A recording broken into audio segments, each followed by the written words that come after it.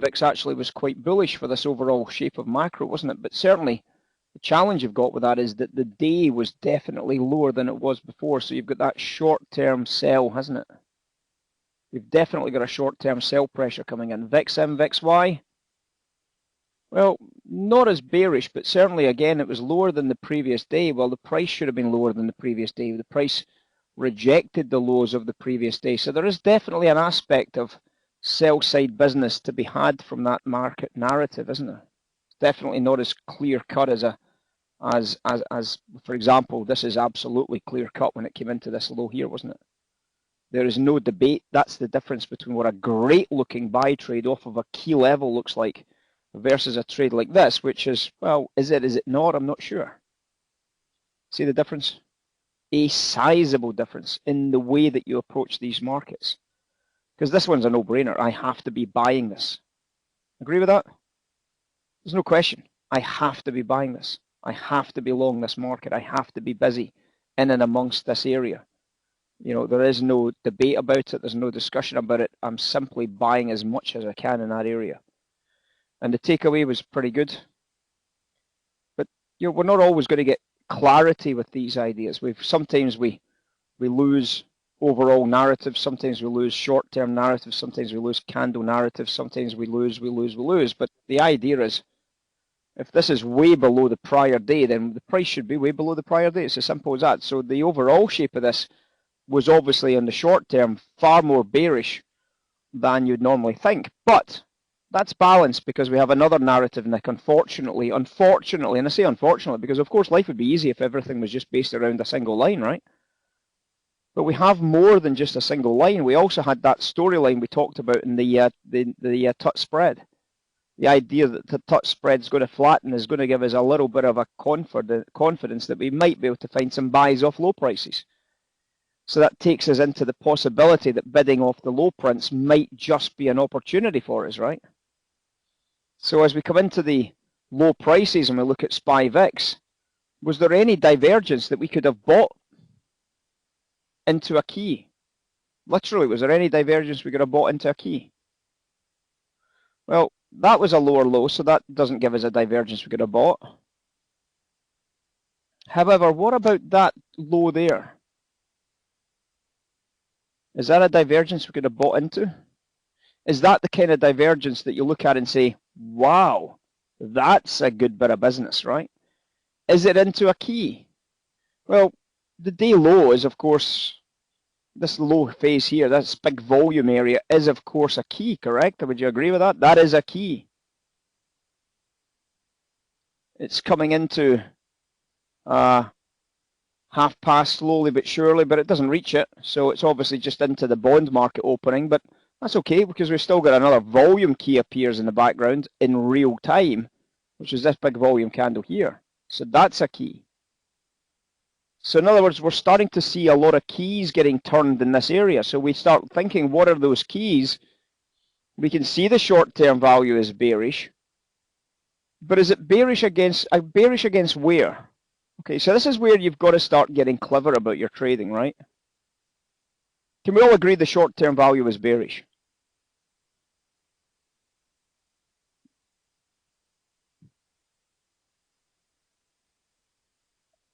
Okay, Gene, so if the short-term value is bearish against what? Well, realistically, would it be reasonable for me to then look to the left-hand side and see that it was bearish against this structure here? So in other words, if I was going to do a measured move to find out where a guaranteed discount price, would it be against the low price of that structure there, yes or no? Because it can't be against any other price, because that's what we're measuring, right? So in other words, if I'm going to be working out what the guaranteed discount price, it must be against that structure, yes? So whilst that's bearish, I can't be a buyer. You understand? So with that driving down, I don't really want to be buying into this because it's making lower lows and lower highs in the short term, correct? This phase here is lower lows and lower highs, so I can't buy into this. It's a mistake if you try. So if I can't buy into that, but it's still above this area here, my idea would be to buy the measure against that bracket. So I know where the key is. There it is there, because I simply can draw a line. I know where the bottom structure is. There it is there, so I can draw a line. And I can make a measure against that key. And so long as that blue line doesn't break that level, in which case I have to move my measure, then I should be able to get a very high probability buy trade from this area here, yes or no, which happens to correspond perfectly to this big key in the background. Yes or no?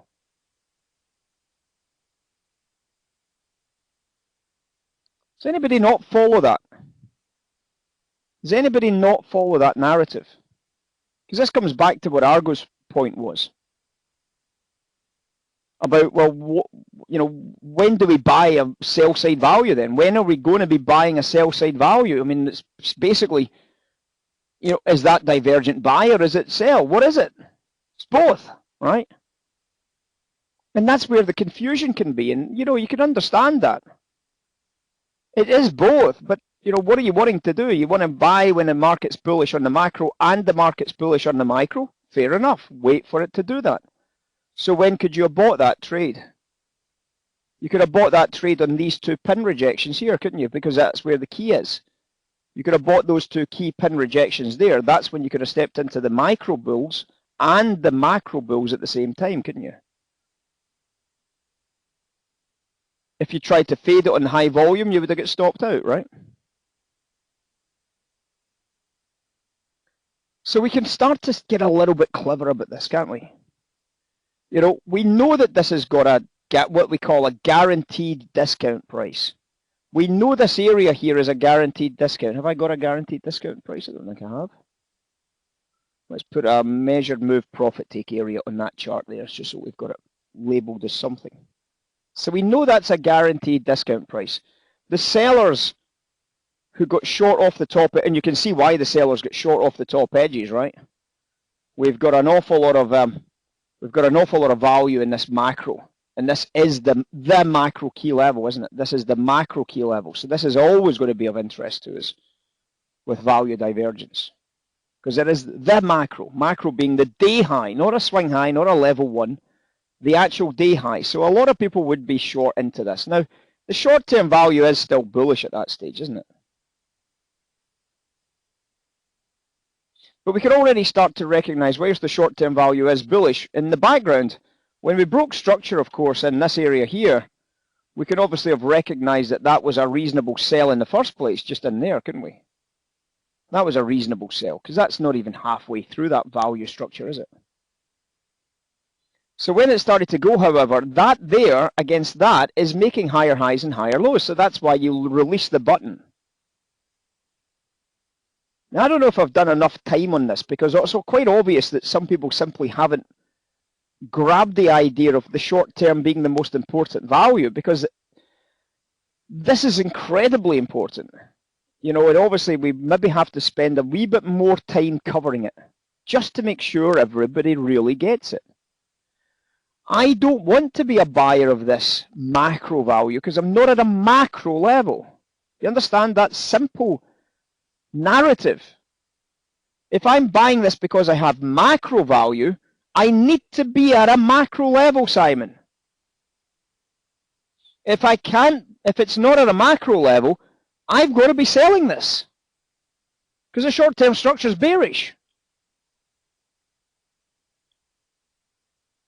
So when we come into a macro value area, the short-term value is still bearish, but it gives me this idea I can buy it so long as I get that macro area into that measured move. Because if I now look at it from the seller's perspective, they got short off these highs, which they should have done. It's a macro level into a macro top edge. That's a very, very obvious top edge short sell. And when they've seen this break of structure here against this cap buyer level, okay, so we've got this cap buy level in there. When they've seen that break of structure with the short-term value, they know that for them to break this level, the value needs to be lower than the previous low, right? So in other words, the blue line, by the time these guys break down here, that blue line needs to be down here, doesn't it? For them to hold on to a short trade, would you agree that that blue line needs to be down there?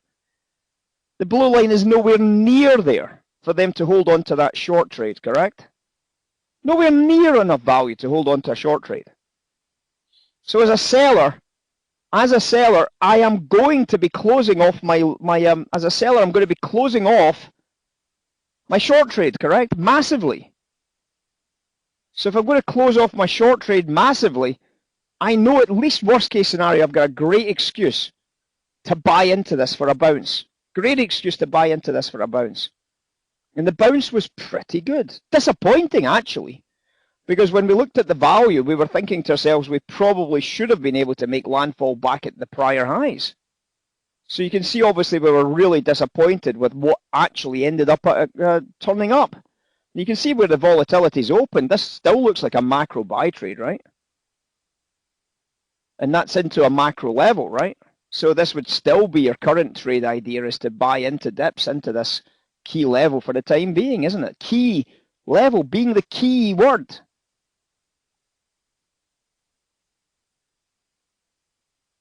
Trade it against a lean on the way back out, Gene. Well, that's a trading style question rather than a trade question, isn't it? What your trading style is not my decision. It's your decision. Whether you want to lean against something with a book reversal, whether you want to fade a bottom edge, whether you want to wait for buys to come into a buy-side structure, whether you want to be in that type of trade, that's your decision about how you want to deal. Not my decision. Your choice. What should be uniform for everybody though, Gene, for every single person, regardless of how they enter a trade, is that there is a trade there to enter, yes or no? That should be universal right across this room. So when we get into this area, we should all want to be long, regardless of whether we buy on the way down or whether we buy on the way up, and what we use to buy, we should all want to be buying in that area. And if we're not, we need to know why not. We need to understand why that is not your trade. Why is that not something you would be looking for as a possible trade idea? You know, because that did make a lot of money. I mean, it went from 11,790s to 11,830s. It was a good 40-point move for $800 on a 1-minute chart. That is a good bit of profit, right? We could all agree that that is value divergence and therefore a high probability profit take. Whether we could agree that there is a sell there, it doesn't make any difference, because a profit take is a sell. So we can all agree that there's a profit take there. We can all agree there's a sell there. Whether we agree whether it's good enough for a sell, short sell, or whether we agree that it's good enough for a sell, profit take sell, it's a different question. Personally, I don't think there's enough in it to sell it at that stage, because the value is about the same. Sorry, the price is about the same, but to me the value is obviously a lot higher, and we should be a lot higher than this. Well, how did that buy get on? How did that buy off the bottom edge turn out? Well, you can see it's been tested, it's been tested, it's been tested, but it's still holding just into the bottom edges, but it's had a reasonable buy-side response, right? Reasonable. We all know that if it's anything, it's a buy off the bottom edges at this point. But the short term can change that, turn it right off. It's only a macro trade. But in the short term, we've got to be bidding into these low prices in the short term. But if that turns down, that's the current value, right? That's the current value. Regardless of what the whole trade idea is, the current value is it's turning down quite heavily just now. So if that's turning down quite heavily just now, we just have to be passive, don't we? We walk away from that as a buy trade and we wait for something just a little bit better. Short-term, long-term narratives, incredibly important that we always make sure that we understand this. And this is one of the reasons why I was really worried about yesterday's markets, because that does not look bullish. That does not look bullish through yesterday, does it? The low price, the value here against where the value was before, from there to there, suggests to me that the equity price should be doing exactly the same thing, right? So the value line is from there to there in terms of volatility. Well, as far as I'm concerned, against that same relative value, the S&P price should be down here, shouldn't it? S&P should be NASDAQ should be trading 11,680s. So obviously that's a storyline which is offset by the fact that we started to see that bear coming into the TUT spread, which allowed us to be long the equities, which would obviously help support bids on equities. And that's obviously something that we are mindful of in the background to this trade narrative, right? Again, context is king, isn't it? Context is absolutely king in these stories. So that short-term, long-term storyline as it evolves into these lows, you can see we've had one pin rejection. Let's take it down a couple of time frames so that we can start seeing these pins individually. So every time you see a pin rejection, right? So we've got our first buy trade in there at the cash open. Boom, make some money, right? So what happens? Do you draw your key in against that price? If you draw your key in against that price, this could be your second buy trade, yes? So what happens? Well, you're going to have a key against this price rejection up here, right? So what's your next key? Well, your next key is going to be a line against that. I should take the arrow away from the actual low so we can see where the low is, so you're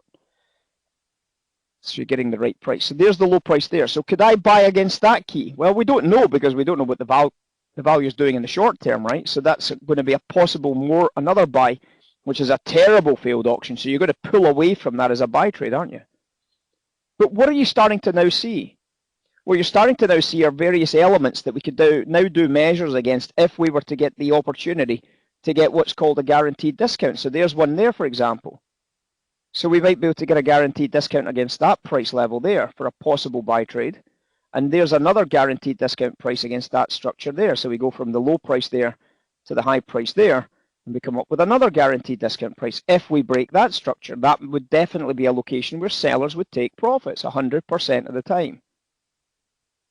So already we can start to find areas where we might have keys to buy into. So when I saw that terrible failed auction there, the next buy might well be this price here. Now obviously that means that I've got another key which now comes from that price, which means that I might be a buyer in here if the value is diverging, right? In the short term, I might be a buyer into this area here. I might be a buyer into this area here because they're all keys. And obviously you would be able to then look and say, if I bought those areas in a downtrend, could I have been a successful trader? Could I have been in profit today so far? Yes. Yes. I could be in profit so far on every single one of these trades, with this one being the closest to a scratch trade. In fact, I'd probably almost guarantee it was a scratch trade or a small loss, right? But I don't know what the value is doing, because you'd now have to analyze each of these keys against each other previous keys. That's where you get your relative value studies from, right? The idea of relative value is to measure value against a relative swing high or a relative swing low, a local swing high or a local swing low, you understand? So when we look into these keys, we ask the question, have I got any relative value against those keys for, say, volatility to buy into, yes or no?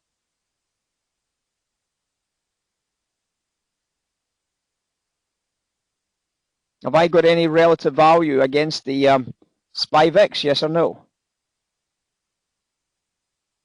Well, open down here. So all of this is guaranteed discounts, correct? So when you look at this as where we've opened, 1431, 1431.30. So when we see that, all of these are relative guaranteed discounts. So this first guaranteed discount is absolutely a guaranteed discount price. That's not a guaranteed discount price, and because the short term's bearish, that's not going to be a buy trade anyway. Because the short term's bearish here, but it's a guaranteed discount price, that is still a buy trade, correct? And whilst this is a short-term bearishness, because we're still in that guaranteed discount price area, it's still a buy trade. So these are your buy trades here and here, correct? So here and here, these are your buy trades inside of that short-term bearish structure. Does that make sense? Look at VIX-M, VIX-Y, bullish off the bottom edges. If this isn't clear, we need to make sure we clear this up, guys, because we need to be absolutely clear about how to trade value. Short-term structure just now is bearish. Am I buying this? No. If it drops down into the bottom edge and it's made a lower low against that price, am I buying it? No, because that short-term structure is now bearish. Yeah, you see it? Short-term structure against that lower low print there is now bearish. So I'm not going to be buying this. Has it got macro value? Yes. So obviously what I'm going to be more inclined to be watching now is currently that macro value area at the bottom edges, right? So I'm going to be watching for that macro value because that's all I've got to lean against a short-term bearishness in a macro value structure. You see how easy it is to not get sucked into buying into this and then getting stopped out here and then sucked into buying here and then getting stopped out here? I'm not interested in the trade. I'm genuinely not interested in the trade. I'm just waiting for something a little bit better to show up.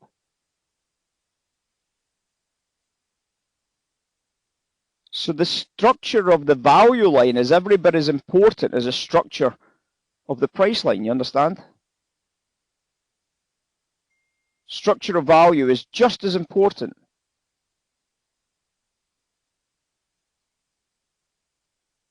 As the structure of value. Look, the structure of the value line is now taking out the lowest low. So am I buying it? No, not interested. Not interested. I'm going to wait for something a little bit better to show up, right?